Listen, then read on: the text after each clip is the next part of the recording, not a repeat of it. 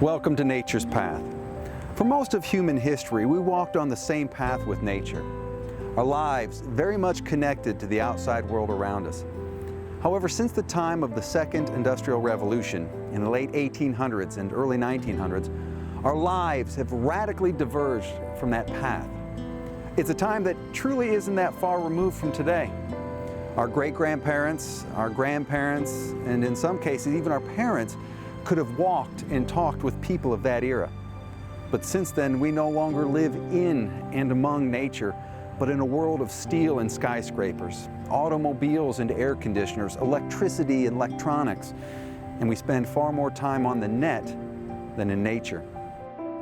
The unintended consequence of this urbanization is that in many ways we no longer understand and value our natural world as we once did. Our actions, large and small, can cause harm that we may not even be aware of. And we can easily lose sight of the incredible benefits and opportunities of our natural world. However, recently there has been an awakening of sorts and an urge to find ways back to our path with nature.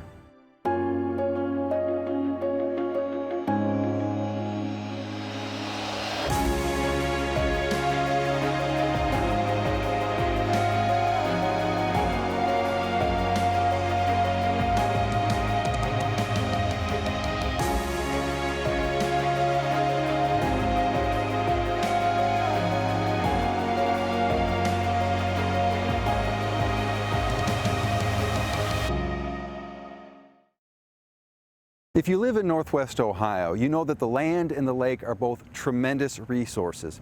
However, we must also recognize that what was once the Great Black Swamp, a natural filter leading into Lake Erie, has been transformed into the farms, the towns, and the cities that we live in today. The changes that have been made to this natural environment has had both positive and negative impacts. Today, there are efforts underway to find ways to maximize those benefits and to mitigate the negatives for the benefit of all.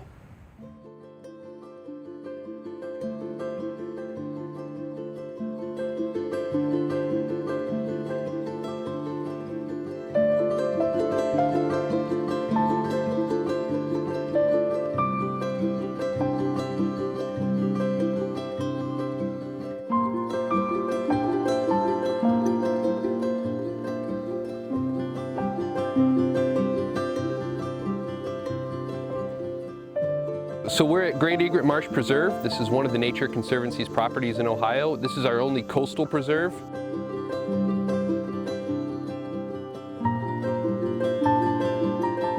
This area is really emblematic of changes we've seen on the landscape out here, you know, and kind of representative of Northwest Ohio in general.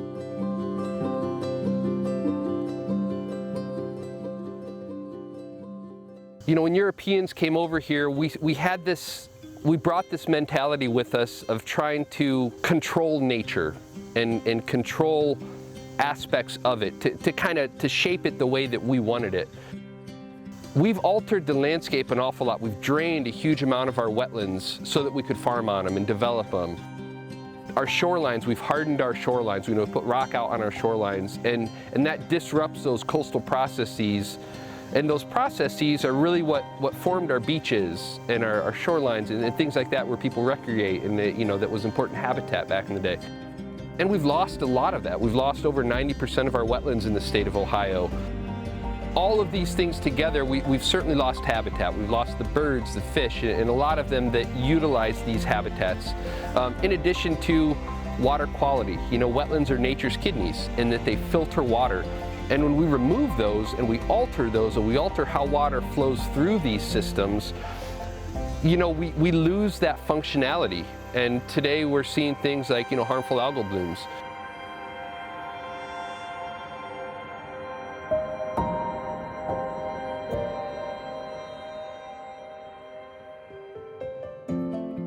I think most people, hopefully all people now, are recognizing that places like this, they hold value, not necessarily monetary value, because there's a lot of things we can't put dollar amounts to and assign a value in terms of monetary value to it, but they have a lot of value in other ways. How do we restore those? Not just restoring them, wetlands, but restoring wetlands in a way that restores ecosystem service, restores functionality on the landscape. Some of the practices that worked in the past don't work today. So we have to think differently. We're not proposing that we stop farming in northwestern Ohio in the Maumee River watershed. You know, that's not feasible, it's not possible, right? So what we're trying to do as the Nature Conservancy is we're trying to reduce the impacts of that. So if we can help, you know, do all of these things together, you know, we're gonna be creating that kind of world where humans and natures are thriving together. We tend to focus on restoring those, you know, restoring wetlands in places where we call those ecosystem services, right? Where bird habitat, water quality improvements, all of those the services that nature provides. We try to restore those in places and in areas and in ways that restores that functionality and brings those services back. So when we restore that habitat, you know, we're bringing those things back. We're improving the quality, say, of those fisheries. Paddle sports are becoming more and more popular, and we have kayak launches here. And these are some fantastic areas to come out and recreate, you know, paddle around, canoe, kayak, paddleboard. In this region in particular, right along Lake Erie coast, bird watching is just absolutely exploding in popularity. And we're seeing big economic impacts to that. You know, a lot of people will look out here and you may just see scummy water or whatever, but you look down, we're sitting here and you're seeing all kinds of fish swimming through this really crystal clear water. You know, nutrient levels in that water is excessively low. Water quality is really good. We've got really high plant diversity, really great fish diversity and fish population. This is some of the best fisheries in Ohio in terms of bass fishing and things like that in the state and in the region. You know, when you have all those parts and pieces of nature, all the puzzle pieces are together, it works and it functions, and you can cram a whole lot of life into an acre. The more of this we can have out here, you know, the better our water quality is, the safer our drinking water is, you know, the recreational opportunities that are out here. You know, this is humans and nature, all of that stuff, you know, benefits from having more of this out here. You know, we learn as much as we can from these and try to apply lessons from these areas to other areas we're trying to restore. We're trying to create a world where humans and nature can thrive together. These sorts of areas, they may not be that valuable from a monetary perspective, but they're invaluable, you know, to the ecosystem, to the ecology, and to the overall well-being of our entire region.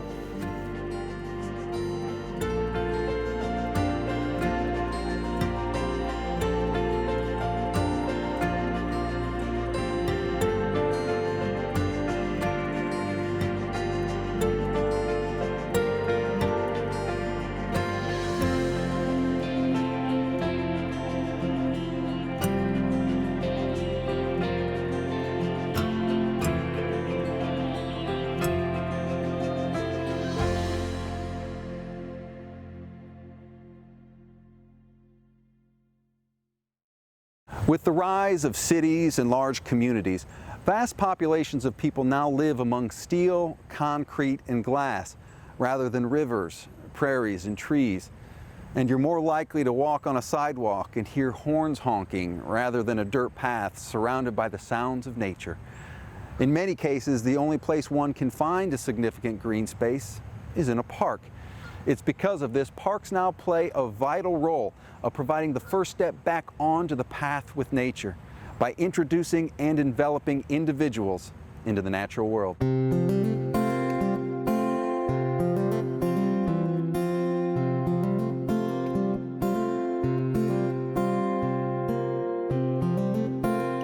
So the Metroparks were actually started in 1928. Since then, we've grown exponentially, really. It's been a lot of fun. We have about 18 parks or areas that are open, and this year we'll be opening 2 more. With the opening of our last 2 parks, Manhattan Marsh and Glass City, we'll actually be fulfilling a promise that we've been working on for quite some time, which is to have a park within 5 miles of every Lucas County resident. One of the wonderful things that we do is we protect and conserve some of the most different habitats that you're going to see in this area. So we have the globally rare oak openings region, we have wetlands that we help protect, we have prairies, savannas, all sorts of really awesome natural resources.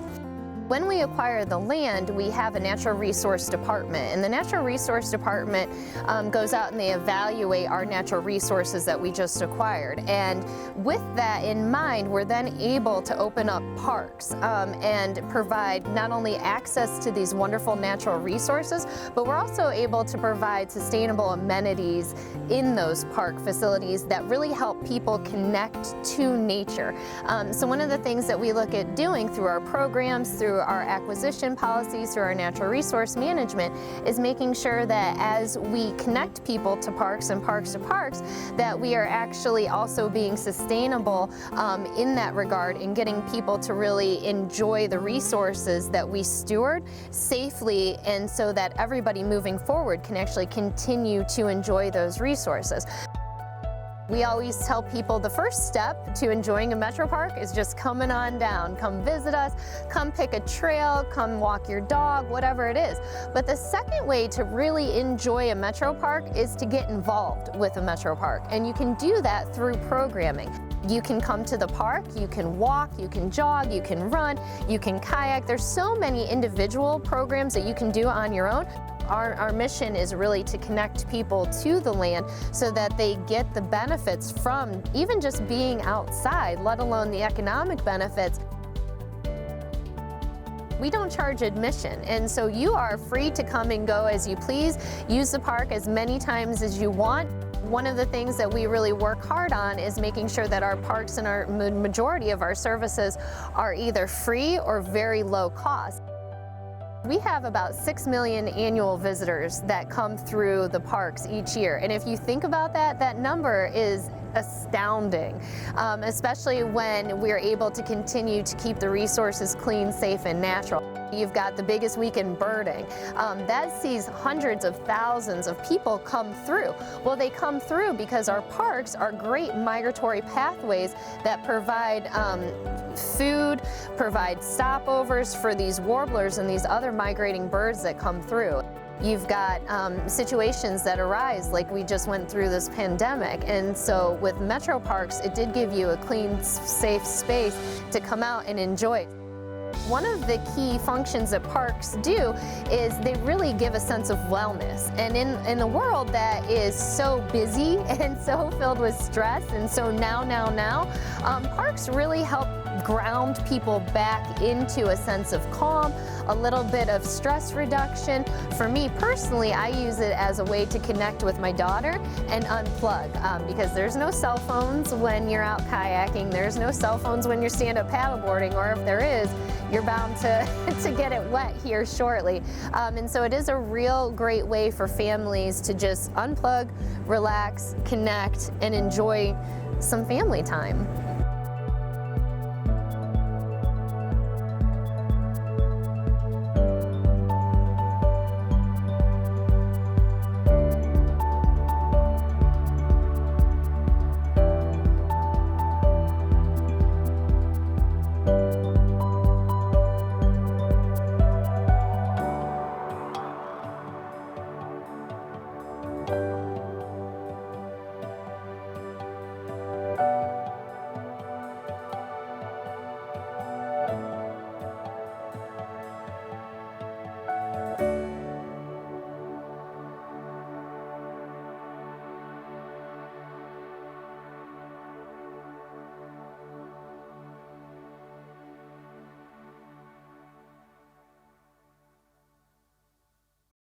While parks can provide a first step back along the path of nature, education then becomes the key to promoting appreciation and understanding of the complexity, the beauty, and the harmony found in the natural world around us. That is what park programming is all about.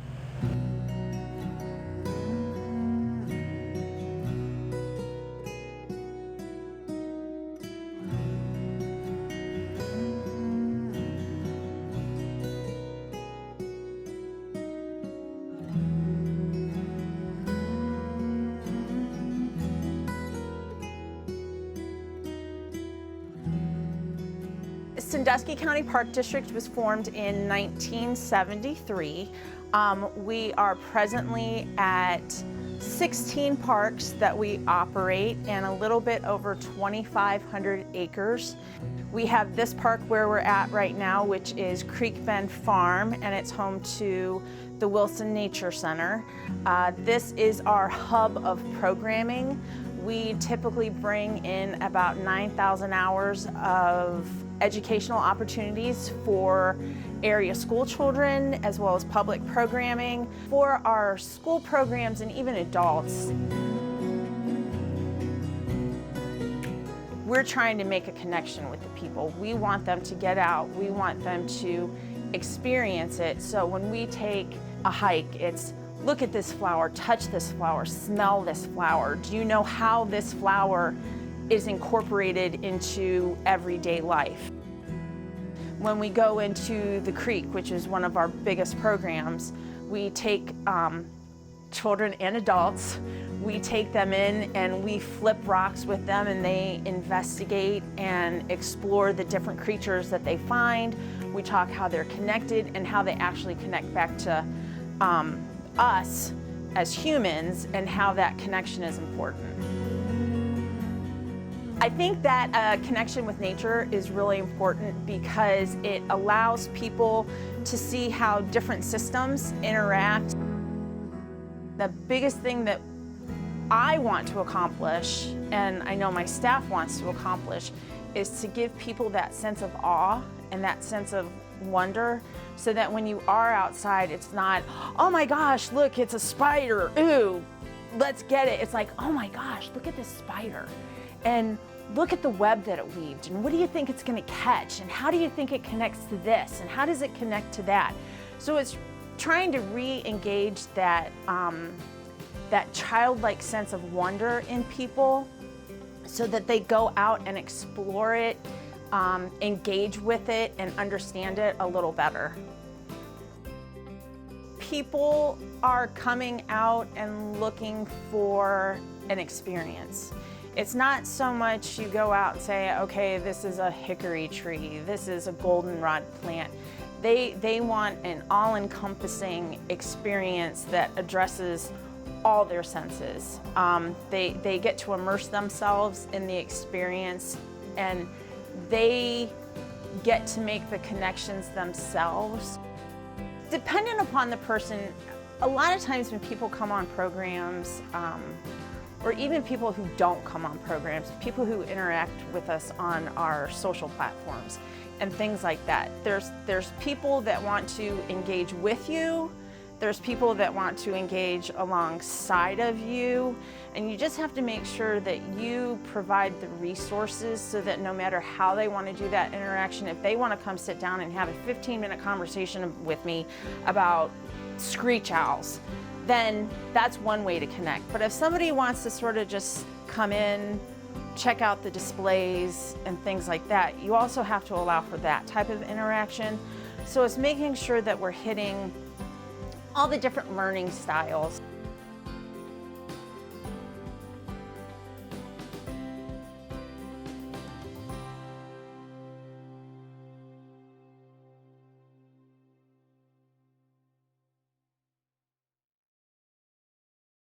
While park programming can stimulate the mind and the imagination about nature, oftentimes, though, it is stories that touch our hearts.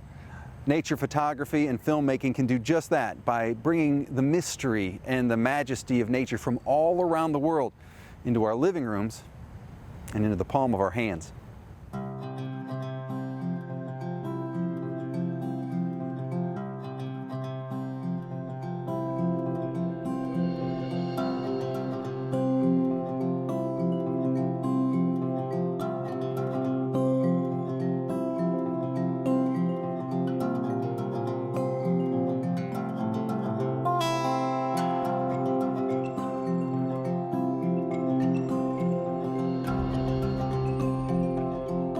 My name is Alex Getz, and I'm a wildlife filmmaker living here in Toledo, Ohio. I didn't know wildlife filmmaking was like a real career until probably high school. I knew I always wanted to do something with wildlife. I didn't know what that was. My mind was just blown that this was actually a career that someone could step into and do for a living. So with wildlife filmmaking, I always knew that I wanted it to have a greater impact than just beautiful imagery on a screen or a computer or on social media. And what really came from that was the aspect of storytelling. Like, I knew that film was a really perfect outlet for telling a story about wildlife. And there's a couple different types of programs that somebody who enjoys wildlife documentaries might see. And Blue Chip is kind of your standard narrated, just beautiful sequences of wildlife. And then there's a more like documentary style program that follows individuals and maybe humans who are doing a conservation effort. And I knew right away that I was going to gravitate more towards, working with the biologists and the conservationists out in the field and telling their stories of working with wildlife. And I think one of the reasons that that really interested me was that we have so many species that are in danger of going extinct or threatened, and their habitats are being lost every day. But scientists studied science, and they didn't necessarily study communications. And so, in a sense, they're almost speaking their own language in, I guess, biology and science. And sometimes it's really hard for the average person who's not in that world to understand what a scientist is saying. So something that I realized very early on is, I wasn't ever great at math and sciences, but I knew that I could use that actually as a benefit to help translate what scientists need to say to terms that the general public could understand. So I really look at what I'm doing with documentary filmmaking as an opportunity to help communicate more complicated terms when it comes to conservation and wildlife biology to the general audiences so that we can hopefully get them emotionally invested in supporting these efforts with endangered species.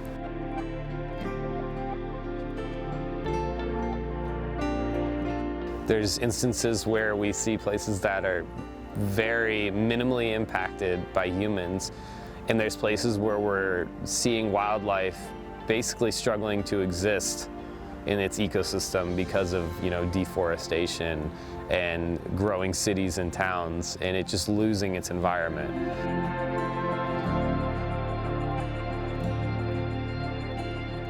It's important, I think, to realize, wildlife needs that habitat to be able to exist. We're all part of one global ecosystem. I think really conveying to people here in the Midwest that you can have an impact on wildlife around the world is huge.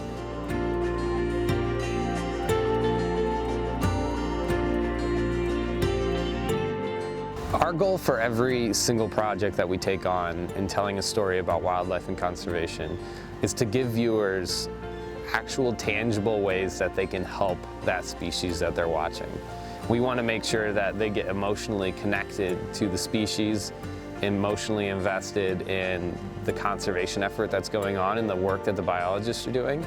But then we don't want to leave them when the program ends with nothing to do. Like, we want to provide them with a call to action so that they know, okay, I want to help red wolves down in North Carolina. Here's what I can do. I can go to this website. It's going to detail out exactly steps that I can take to really make an impact.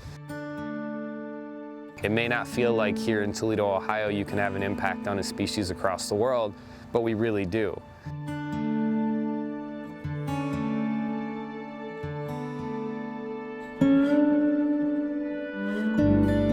We are all part of one global ecosystem. And I think one of the biggest things that people need to realize is the power that they have to help make a positive change.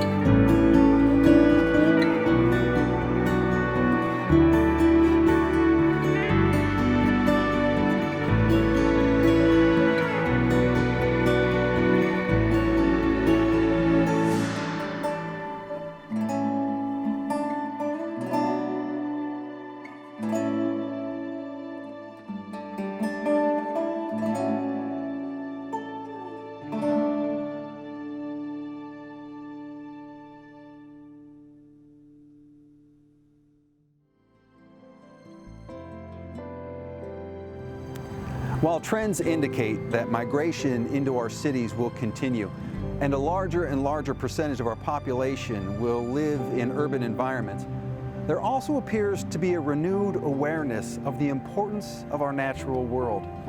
Through environmental efforts, experiences, education, and storytelling, we are taking steps once again along nature's path. We are learning to appreciate its incredible benefits and beauty, and are being inspired to preserve and to protect it. Each of us can do that by making small individual choices and changes that, combined with others, can have a huge impact. By doing so, it will allow us to again thrive in nature, and for nature to thrive.